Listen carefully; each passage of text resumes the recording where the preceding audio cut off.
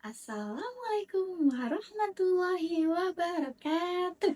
Kami dari kelompok 5 akan mempresentasikan analis kredit, struktur modal, dan solvabilitas. Kelompok kami terdiri dari saya, Anita Sekarahayu, Ruth Leoditia Natali, Andriana Erni, Amelia Putri Agustina, Luisa Putri, Oktaviani Ria Bria, dan Nurwayandari. Lanjut, kita akan masuk ke pembahasan. Materi presentasi kali ini kita akan membahas tentang pengertian solvabilitas, fleksibilitas keuangan, struktur modal, leverage keuangan, debt covenants, rasio struktur modal, interprestasi struktur modal, solvabilitas berdasarkan aset, soal dan pembahasan, dan kesimpulan. Oke, sekarang kita masuk ke pengertian solvabilitas. Solvabilitas adalah kemampuan perusahaan dalam memenuhi kewajiban keuangan jangka panjangnya. Melalui analisis solvabilitas ini, kita dapat menilai nih apakah perusahaan memiliki kondisi keuangan yang cukup kuat untuk bertahan dan terhindar dari resiko gagal bayar. Nah, penilaian ini tidak hanya melihat dari besarnya hutang, tetapi juga memperhatikan struktur modal, tingkat profitabilitas, serta kestabilan arus kas. Perusahaan dengan pendapatan yang stabil biasanya memiliki kemampuan yang lebih baik dalam memenuhi kewajiban hutangnya. Selanjutnya adalah fleksibilitas keuangan. Fleksibilitas keuangan merupakan kemampuan perusahaan untuk mengelola dan menyesuaikan pendanaan secara cepat dan efektif ketika menghadapi kondisi yang tidak terduga. Beberapa faktor yang mempengaruhinya antara lain: yang pertama, jumlah utang yang dimiliki perusahaan. Ini artinya jumlah utang mempengaruhi fleksibilitas karena utang menimbulkan kewajiban tetap berupa pembayaran bunga dan pokok utang. Semakin tinggi utang, semakin sedikit ruang bagi perusahaan untuk menggunakan dana secara bebas, sehingga fleksibilitas keuangan menurun. Contohnya, perusahaan A memiliki utang yang sangat tinggi. Sebagian besar arus kas digunakan untuk membayar bunga dan cicilan, sehingga perusahaan sulit melakukan ekspansi atau investasi baru karena terikat untuk kewajiban ini. Contoh lain, perusahaan B memiliki utang yang rendah. Perusahaan lebih leluasa menggunakan dana untuk mengembangkan perusahaan atau menghadapi kondisi ekonomi yang tidak menentu. Jadi, semakin tinggi tingkat utang perusahaan, maka fleksibilitas keuangan akan semakin rendah.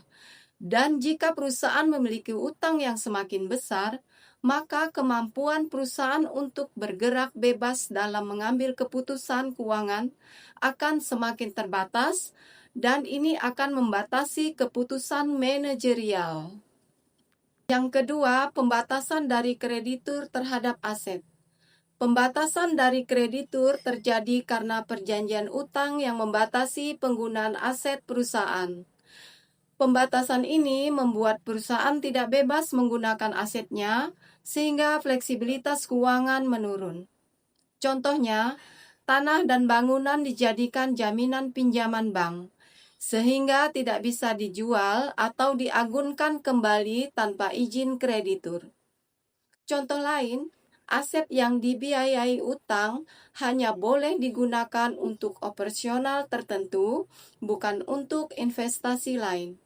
Sehingga pembatasan kreditur terhadap aset perusahaan mengurangi fleksibilitas keuangan karena perusahaan tidak bebas memanfaatkan asetnya untuk kebutuhan lain. Yang ketiga, kemampuan menghadapi risiko operasional. Kemampuan menghadapi risiko operasional berarti seberapa baik perusahaan dapat menanggulangi gangguan pada kegiatan usaha seperti kerusakan mesin, gangguan pasokan, atau fluktuasi harga bahan baku. Semakin baik kemampuan ini, semakin tinggi fleksibilitas keuangan, karena perusahaan dapat tetap bertahan tanpa harus tergantung pada dana eksternal yang mendesak. Contohnya, Perusahaan memiliki dana cadangan untuk menutupi biaya operasional jika terjadi gangguan produksi. Contoh lain, perusahaan mengasuransikan aset penting sehingga kerugian akibat misalnya kebakaran atau kerusakan mesin dapat ditanggung. Contoh lain lagi, dengan beberapa pemasok, perusahaan tetap bisa beroperasi jika salah satu pemasok gagal mengirim bahan baku. Yang keempat, ketersediaan biaya diskresioner.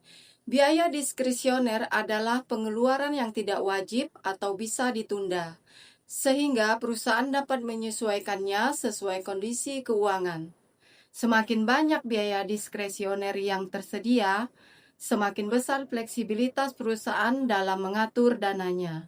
Contohnya, pengeluaran untuk promosi atau iklan. Jika kondisi keuangan ketat, perusahaan dapat menunda atau mengurangi anggaran iklan. Jadi, semakin banyak biaya diskresioner yang dimiliki, semakin tinggi fleksibilitas keuangan perusahaan karena perusahaan dapat menyesuaikan pengeluarannya sesuai kebutuhan. Pada slide ini, saya akan menjelaskan tentang struktur modal. Apa sih yang dimaksud dengan struktur modal? Struktur modal adalah komposisi sumber pendanaan perusahaan yang berasal dari ekuitas dan utang. Kedua sumber pendanaan ini digunakan perusahaan untuk menjalankan operasional dan mengembangkan usaha mereka. Yang pertama adalah pembiayaan ekuitas. Ciri utama pembiayaan ekuitas meliputi 1. Tidak memiliki kewajiban pembayaran tetap. 2. Resiko ditanggung pemilik modal. Dan yang ketiga, memberikan stabilitas jangka panjang bagi perusahaan. Sedangkan yang kedua adalah pembiayaan utang. Ciri utama pembiayaan utang yaitu 1. Memiliki bunga dan ada jadwal pembayaran. Yang kedua, menimbulkan biaya tetap. Dan yang terakhir, semakin besar utang, semakin tinggi pula resiko keuangan. Selanjutnya, leverage keuangan. Leverage keuangan adalah penggunaan utang dalam struktur modal perusahaan untuk meningkatkan keuntungan pemegang saham.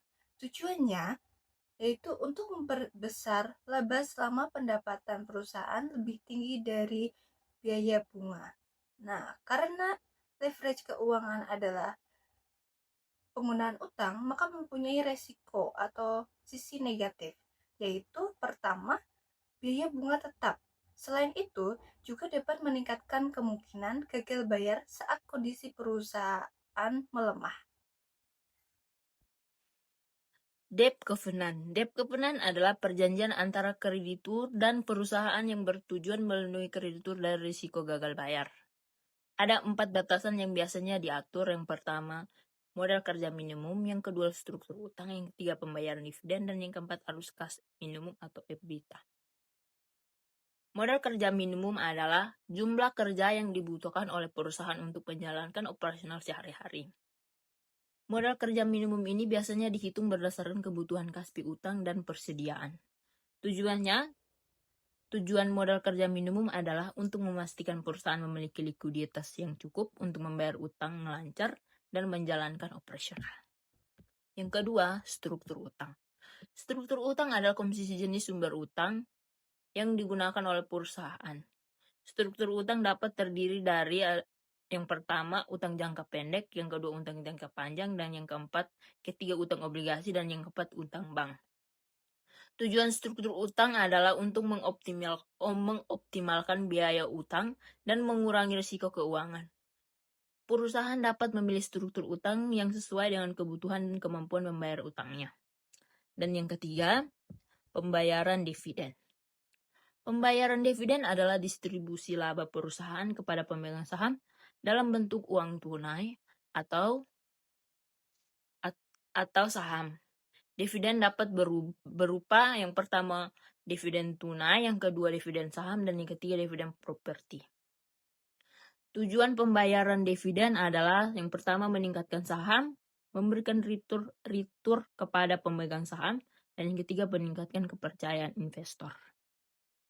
Dan yang keempat itu arus kas minimum atau EBITDA. Arus kas minimum atau EBITDA adalah jumlah kas yang dibutuhkan oleh perusahaan untuk memenuhi kewajiban keuangan seperti pembayaran utang, bunga, dan pajak. EBITDA atau earning before interest, taxes, depreciation, and amortization adalah laba sebelum bunga, pajak, depresiasi, dan amortisasi.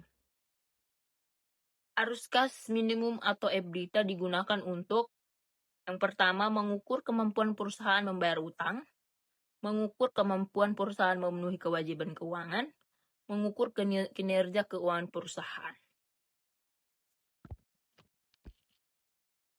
Faktor-faktor yang mempengaruhi arus kas minimum atau EBITDA adalah yang pertama laba operasional, yang kedua depresiasi dan amortisasi, dan yang ketiga bunga dan pajak, dan yang terakhir investasi dan pendanaan.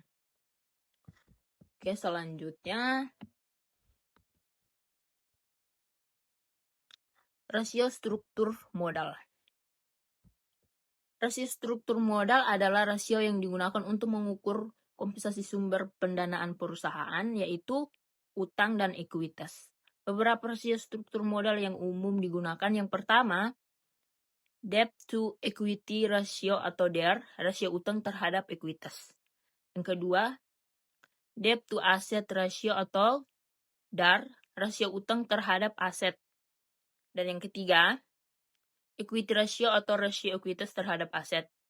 Dan yang keempat, long-term debt to equity ratio atau rasio utang jangka panjang terhadap ekuitas. Rasio-rasio ini digunakan untuk mengukur risiko keuangan perusahaan dan kemampuan membayar utang. Baik, selanjutnya saya akan menjelaskan mengenai solvabilitas berdasarkan aset.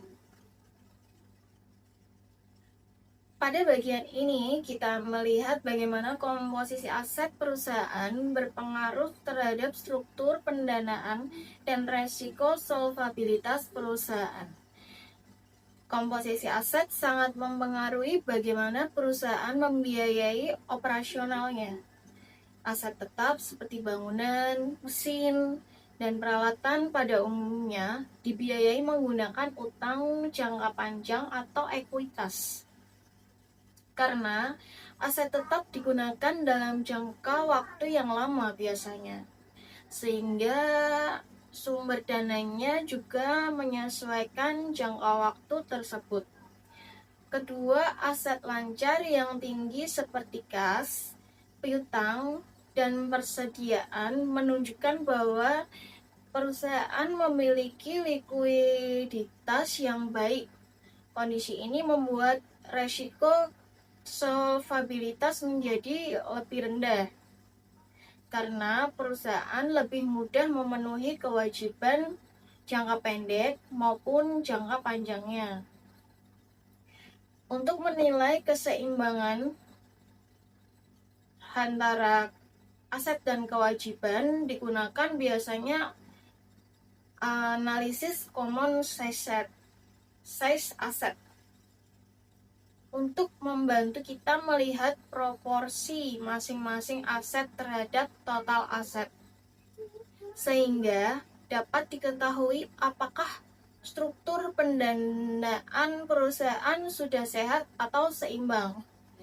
Dengan demikian, melalui analisis solvabilitas berdasarkan aset, kita dapat memahami tingkat risiko keuangan perusahaan serta bagaimana aset mendukung kemampuan perusahaan dalam memenuhi suatu kewajibannya.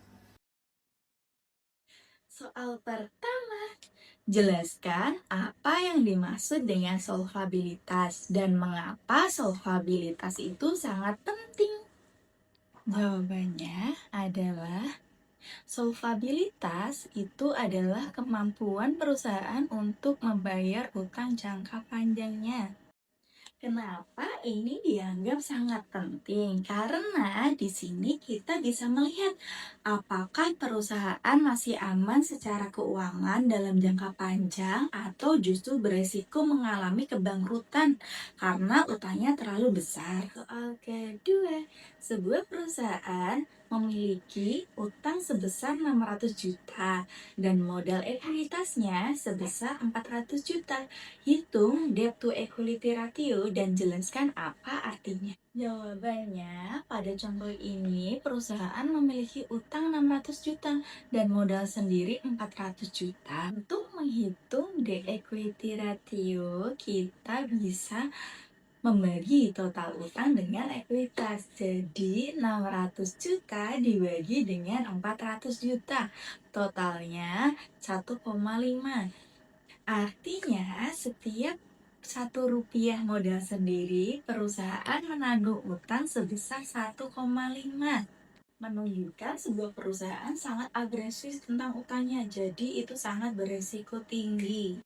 Soal ketiga, mengapa penggunaan utang dapat meningkatkan keuntungan pemegang saham, tapi juga meningkatkan resiko?